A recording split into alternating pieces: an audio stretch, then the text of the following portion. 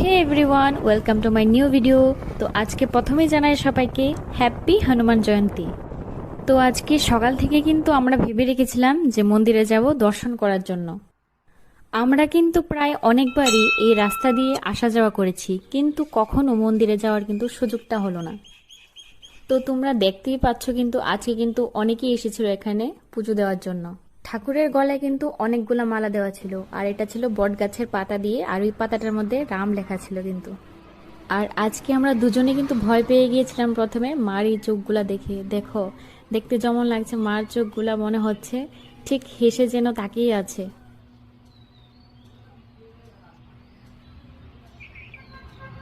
আর তারপর কিন্তু আমরা পুজোটা কমপ্লিট করে বের হয়ে পড়েছিলাম, আর আমরা যাওয়ার পরে কিন্তু অনেকগুলা মানুষ চলে এসেছিল এখানে পুজো দেওয়ার জন্য।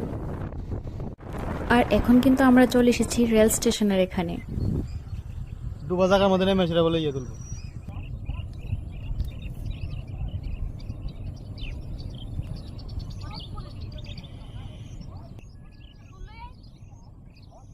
সাপ আছে, সাপ আছে।